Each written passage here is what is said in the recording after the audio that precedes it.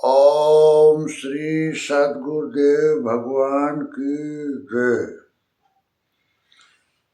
प्रश्न है कि अच्छा या बुरा होने में 5 कारण क्या हैं? उत्तर, हमारा शरीर पूर्ण रूप से जड़ है।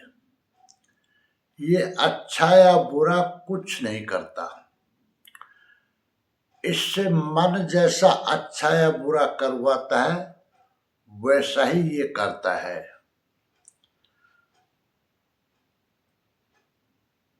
अच्छा या बुरा होने में 5 माध्यम हैं: अधिष्ठान, कर्ता, कारण, चेष्टा और देव,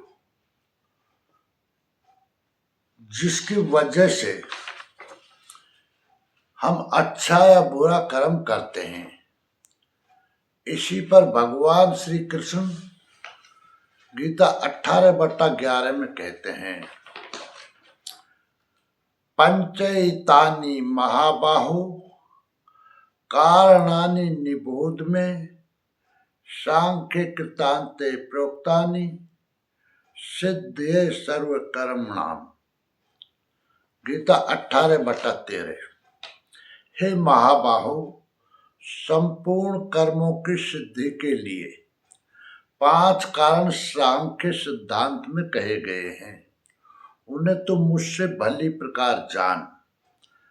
गीता 18/14 में श्री कृष्ण कहते हैं, अधिष्ठानम तथा कर्ता कारणम च पृथक विधम विविधाश्च पृथक चेष्टा देवम चैवात्र पंचमम। गीता 18/14। इस विषय में कर्ता अर्थात यह मन, पृथक पृथक करण अर्थात जिनके द्वारा किया जाता है। यदि शुभ पार लगता है तो विवेक, वैराग, सम, दम, त्याग, अनवरत चिंतन की प्रवृत्तियां अर्थात सद्गुण इत्यादि कारण होंगे।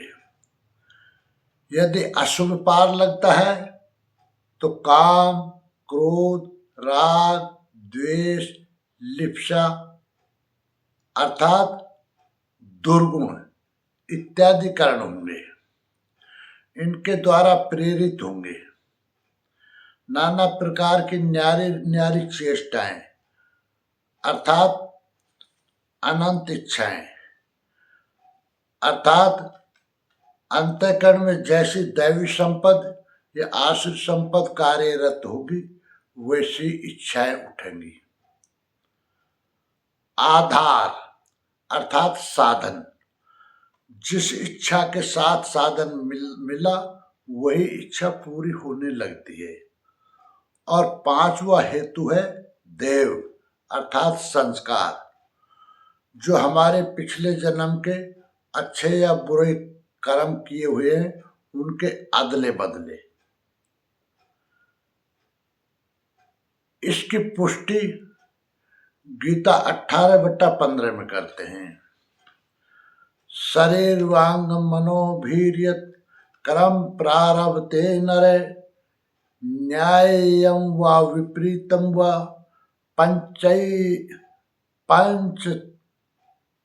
पंचैते तस्य हेतु है। गीता 18/15।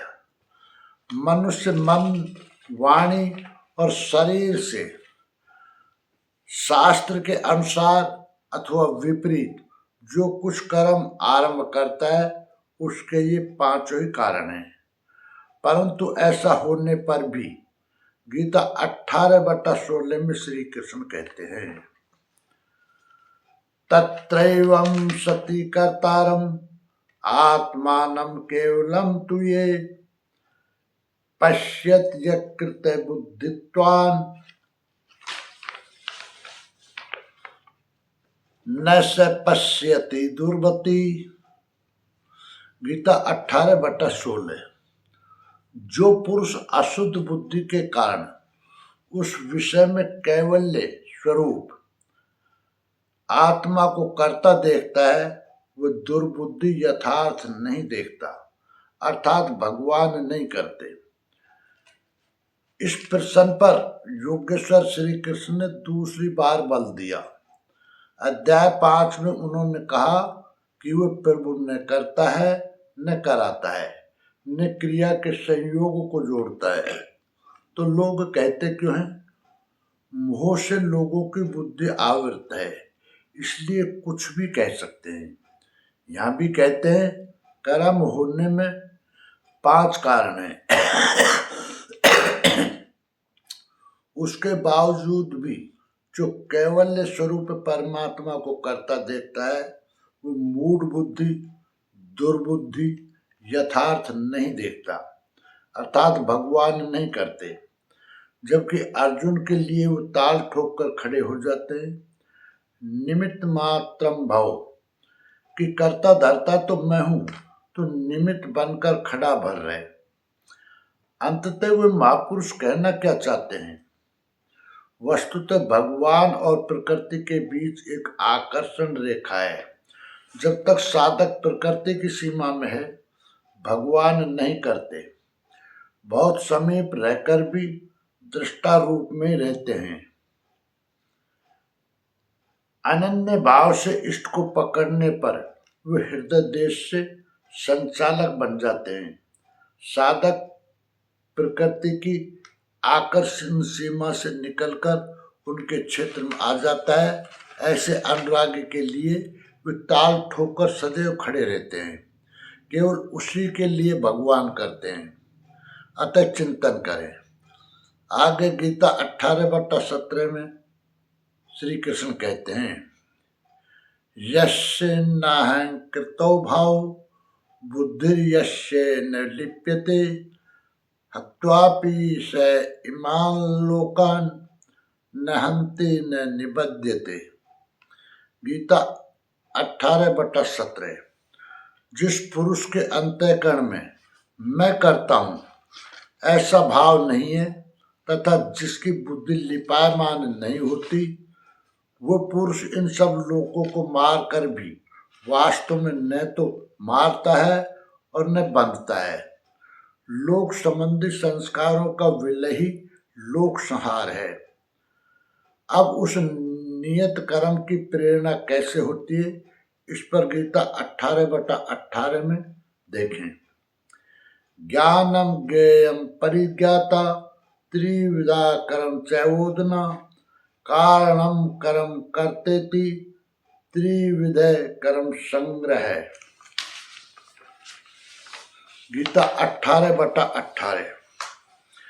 अर्जुन परिज्ञाता अर्थात पूर्ण ज्ञाता महापुरुषों से, ज्ञानम उसको जानने की विधि से, और ज्ञेयम जानने योग्य वस्तु अर्थात श्री कृष्ण ने पीछे कहा कि मैं ही ज्ञेय जानने योग्य पदार्थ हूं, से कर्म करने की प्रेरणा मिलती है। पहले तो पूर्ण ज्ञाता कोई महापुरुष हो, उसके द्वारा उस ज्ञान को जानने की विधि प्राप्त हो, लक्ष्य ज्ञेय पर दृष्टि हो, तभी कर्म की प्रेरणा मिलती है। और कर्ता अर्थात मन की लग्न, करण अर्थात विवेक, वैराग्य, सम, दम इत्यादि, तथा कर्म की जानकारी से कर्म का संग्रह होता है। कर्म इकट्ठा होने लगता है। पीछे कहा गया कि प्राप्ति के पश्चात उस पुरुष का कर्म किए जाने से कोई प्रयोजन नहीं होता और न छोड़ने से हानि ही होती है। फिर भी लोक संग्रह अर्थात पीछे वालों के हृदय में कल्याणकारी साधनों को संग्रह के लिए वो कर्म में बरतता है। कर्ता, करण और कर्म के द्वारा इनका संग्रह होता है। निष्कर्ष यह है कि भगवान श्री कृष्ण कहते हैं कि संपूर्ण कर्मों की सिद्धि के लिए 5 कारण हैं।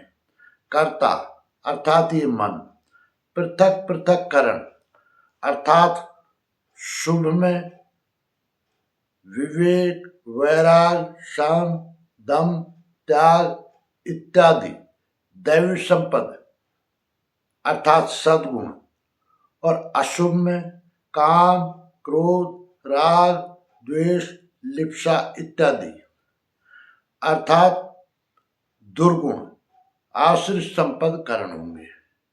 चेष्टाएं, अनंत इच्छाएं, आधार जिसके साथ साधन मिला वही पूरी होने लगती है। और पांचवा हेतु है देव, संस्कार अर्थात जो हम पिछले जन्म में अच्छे या बुरे कर्म करते हैं उनका अदला बदला। मनुष्य मन, वाणी और वह शरीर से शास्त्र के अनुसार या विपरीत जो कुछ कर्म आरंभ करता है उसके 5 ही कारण हैं। जो पुरुष अशुद्ध बुद्धि के कारण परमात्मा को करता देखता है वो दुर्बुद्धि यथार्थ नहीं देखता। जिस पुरुष के अंतःकरण में मैं करता हूं ऐसा भाव नहीं है तथा जिसकी बुद्धि लिपायमान नहीं होती वह पुरुष इन सब लोगों को मारकर भी वास्तव में न तो मारता है और न बंधता है। लोक संबंधी संस्कारों का विलय ही लोक संहार है। उस नियत कर्म की प्रेरणा कैसे होती है?